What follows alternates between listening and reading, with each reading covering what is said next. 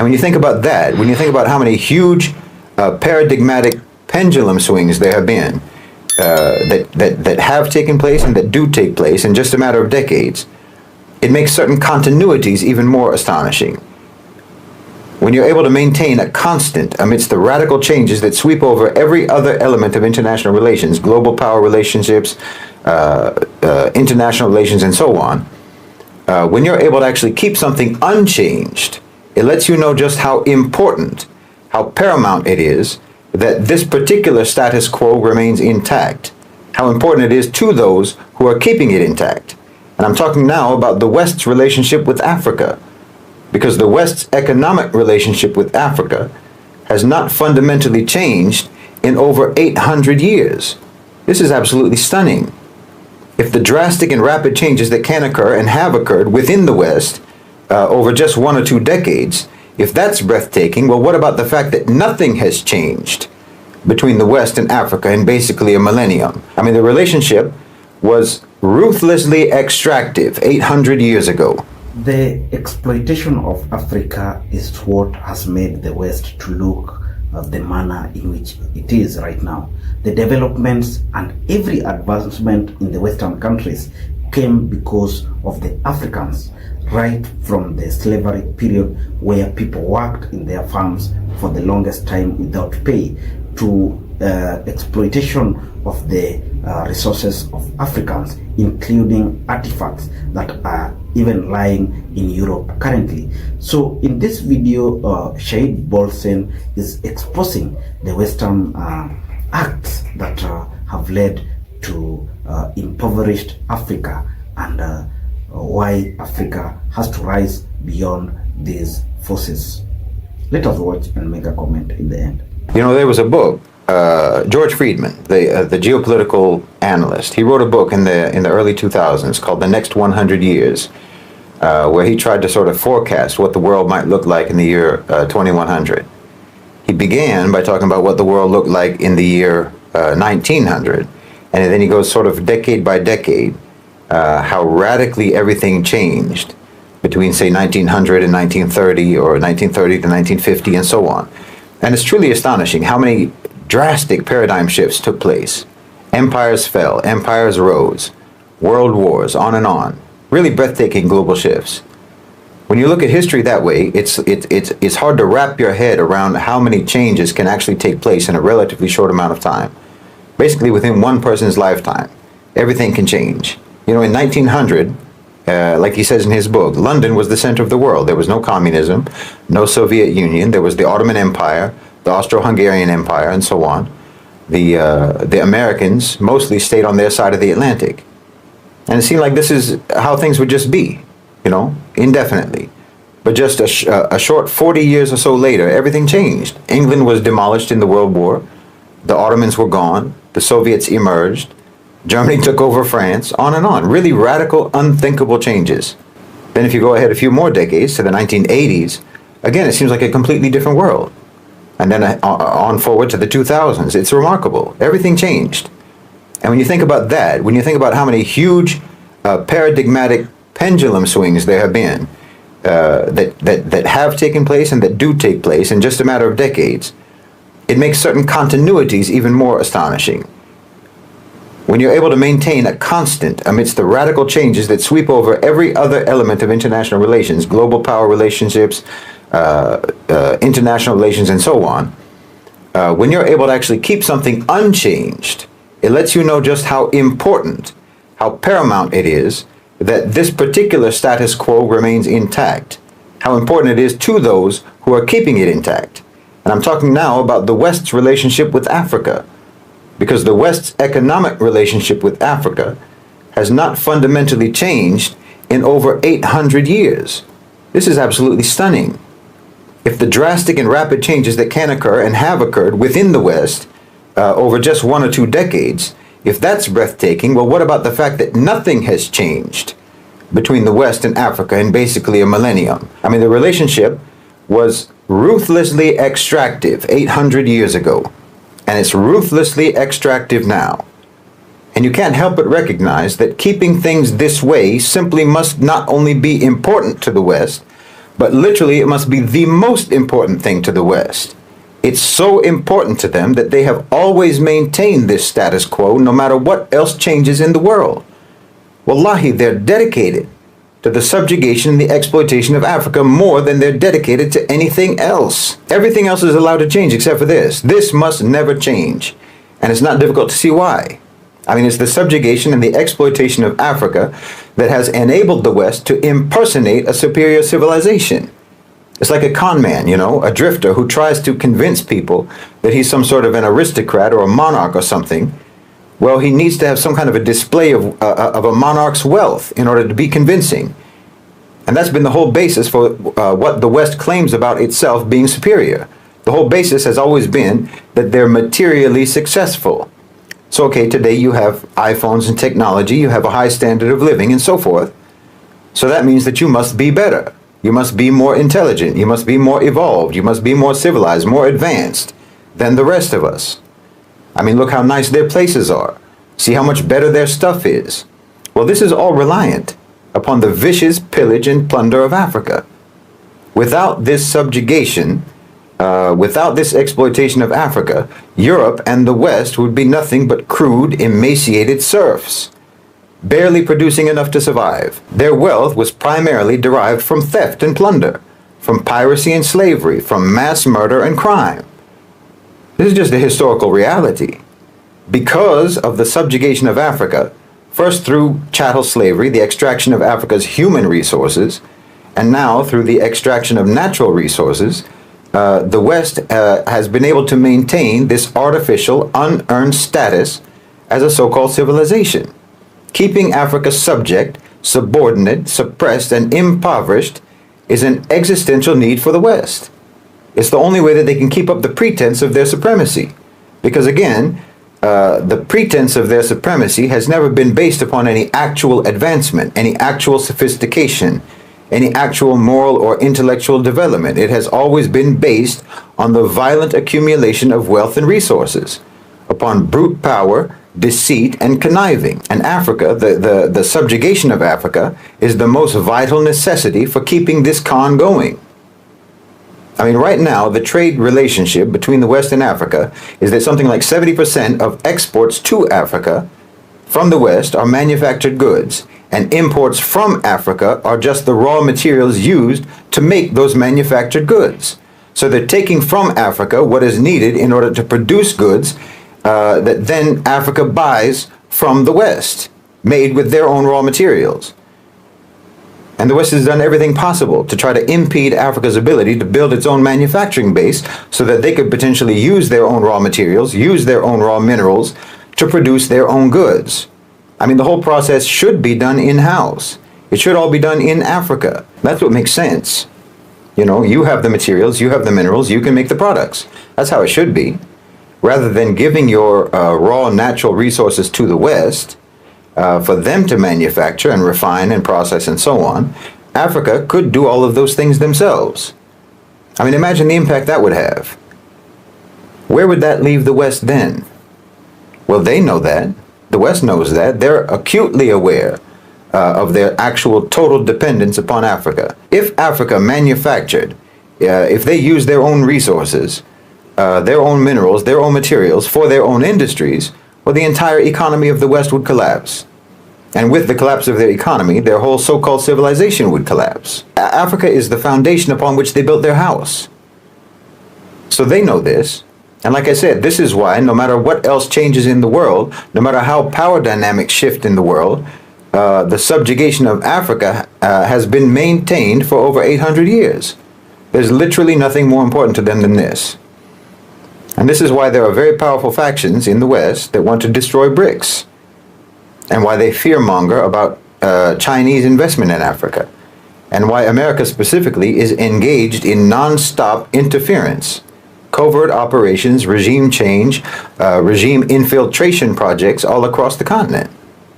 I mean, look at South Africa, the ANC, either out of naivete or corruption, or naivete that devolved into corruption, or out of coercion, or some combination of all of these factors, the ANC collaborated with neoliberal programs for 30 years. I mean, to one degree or another, for the last 30 years.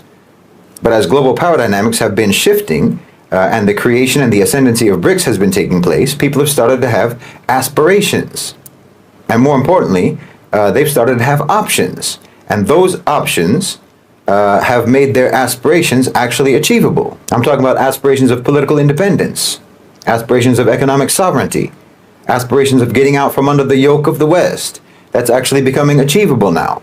So the ANC was facing, and they are facing, severe criticism and opposition. They were being challenged.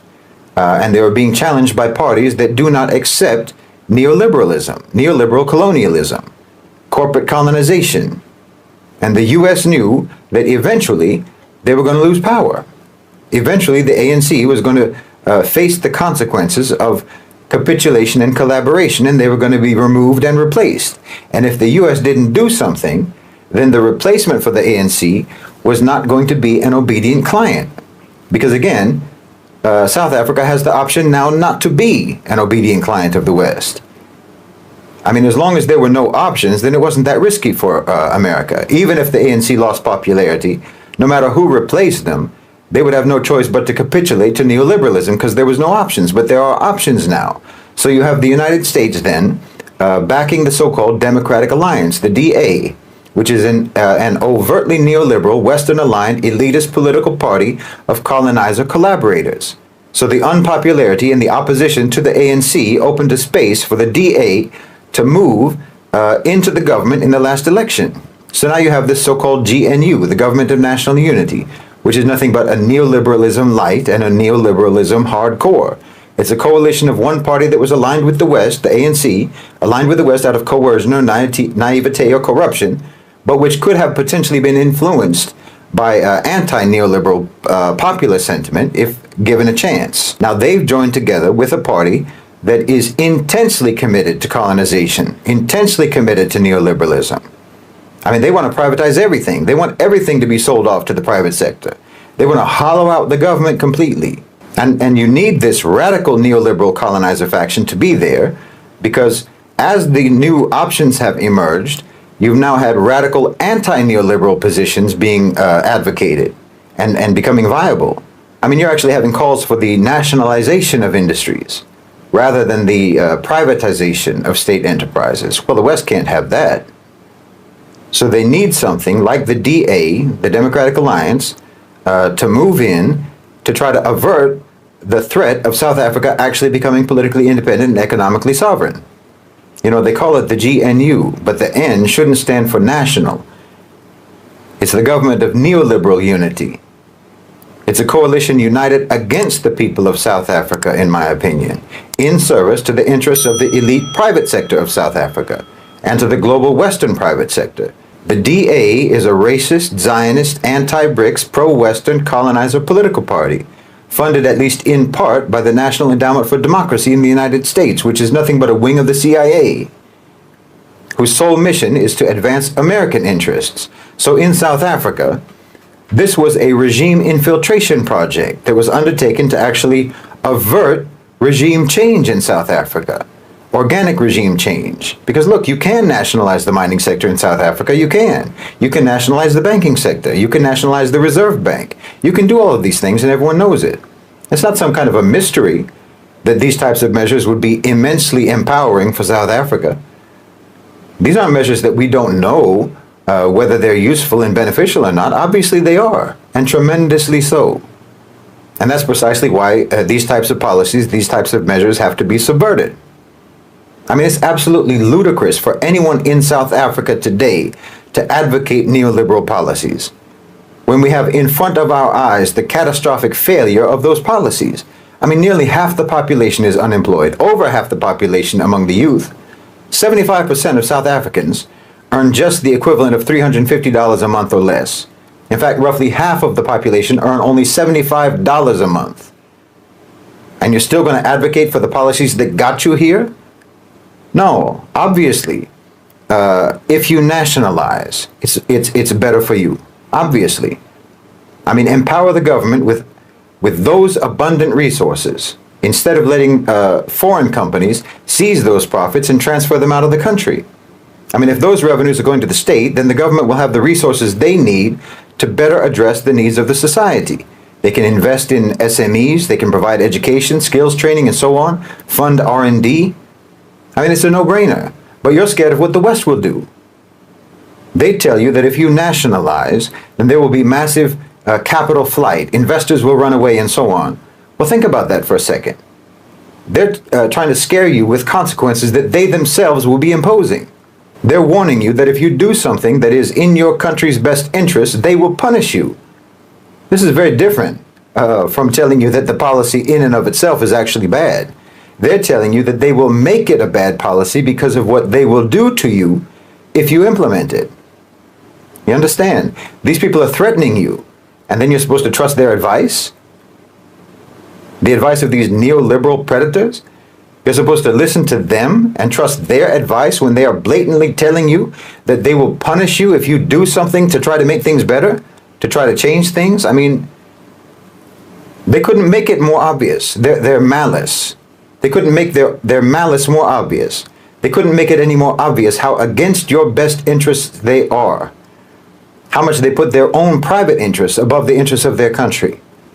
They're openly identifying themselves to you as your enemy. Do you understand me? I mean, they're not saying that nationalization doesn't work. They're not saying that it isn't beneficial. They're saying that they will do everything in their power to make sure it doesn't work. They're saying that they will sabotage nationalization for their own sake, for the sake of their own profit interests. And still you let this type of people have a say in policy discourse? Well, that's humiliating. They hold you in contempt and they don't even hide it. I'm telling you, everyone knows what should be done in a country like South Africa, what kind of economic policies they should implement. And it's the same thing that many global South countries should do. Everyone knows the obvious economic benefits of these types of policies. And everyone knows that the only reason that you don't implement these policies is because parasitic, predatory, Western colonizing private sector powers will try to punish you if you do. I mean, for instance, the nationalization of key sectors in South Africa or in any other country, such as mining, such as energy and finance. This is essential to try to break the stranglehold of foreign capital on your country and to ensure that the country's resources are actually used for the benefit of the people and for the benefit of the domestic economy.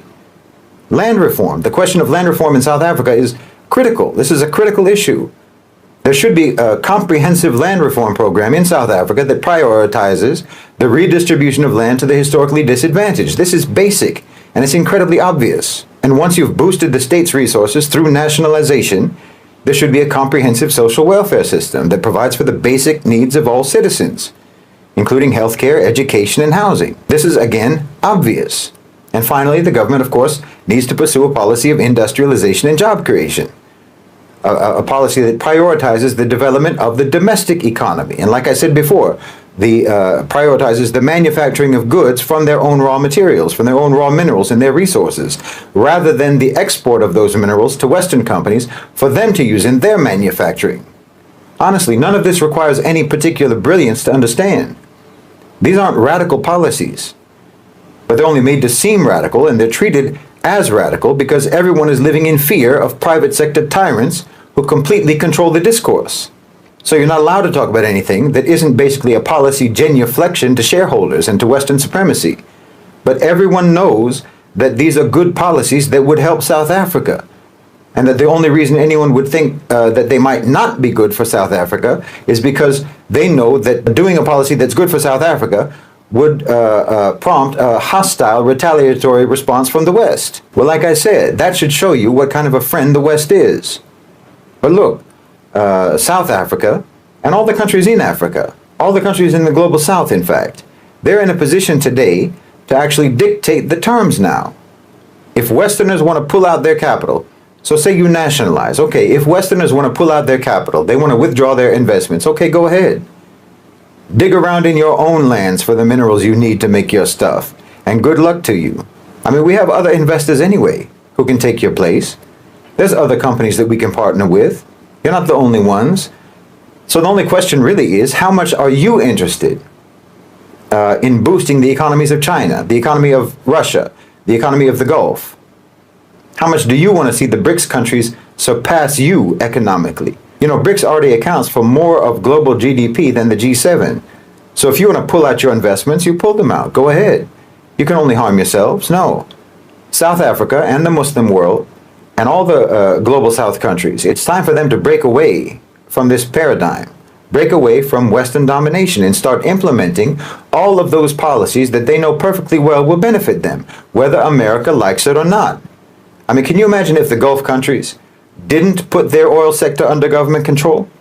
Where would they be now? But look at where they are now. Look at the amount of capital they have now. Why South Africa could have and should have a comparably massive sovereign wealth fund. There's no reason for them not to. No, this millennium-long system of subjugation needs to come to an end. And it really doesn't matter if the road to liberation is a little bit rocky. I'd rather be traversing a rocky road than be buried under the rubble, which is where the West has kept Africa for centuries. This is the richest and most important continent on the planet.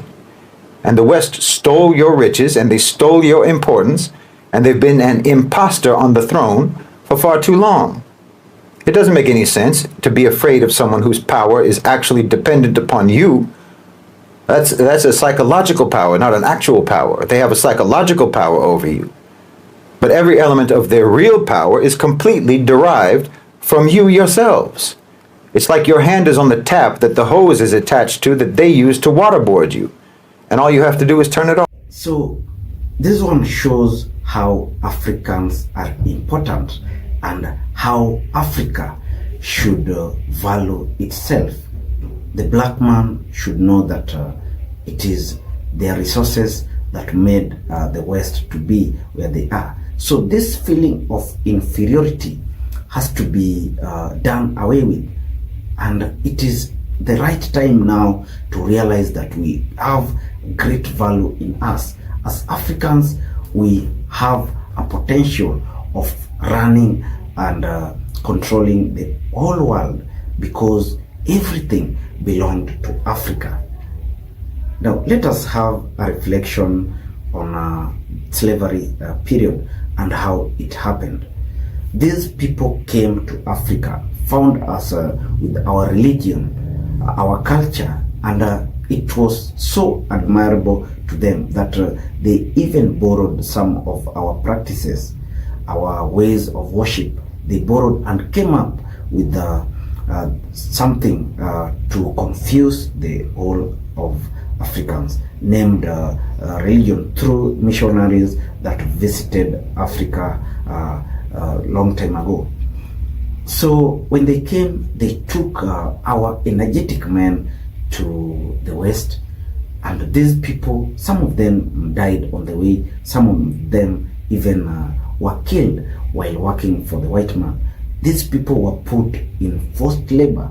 They could do hard tasks for the white man for the longest time and period possible without any compensation, with harsh conditions. Some even went days without proper meals because the white man saw Africans as monkeys and people that are not even worthy in front of humans. So this one made America and other Western countries to develop drastically because they got cheap labor.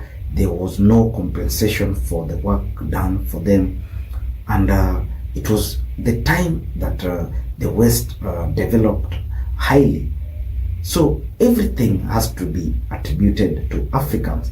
Every development, even though the slavery acts and torture hasn't been compensated over time, but these or the Western countries have to know that where they lie is through the sweat of an African man, and the black man matters. That is what they have to know. The black man is the person who made them to be where they are currently, so they have to respect them. Another thing that the Europe and the European countries and the Western nations at large did to Africans is taking their artifacts that they are currently using to draw income for them. These artifacts were so precious to Africans that the West saw the value in them and took away the important artifacts. Up to now, the Africans have never united to demand these artifacts to be brought back to Africa. But as time goes, we will demand the compensation, because every now and then we know our value, and through such teachings that we have even in our channel, Africans' eyes are being opened, and it is the right time that Africa is going to rise. Africa is going to rise beyond racial segregation. Africa is going to rise beyond even political control, whereby puppets and people who are preferred by the West are being imposed on Africans. It is the right time that we have to say enough is enough. Recently, I watched a video that Paul Kagame did, and he was talking boldly on the need to unite as Africans and castigate the acts that the Western countries are making on the black man. So it is the right time that we have to develop as Africans and know our value, and tell our leaders that we have to start rising through our unity, through a borderless society, through a free trade, through one currency that the white man doesn't want to see. It is time for Africa. As always, this is Afro Revolt. If you're watching us for the first time, I request you to make a subscription, because when you subscribe, we will have a continued engagement when we bring more and more videos. Also, do not forget to share and like our videos. Thank you, and may God always bless you.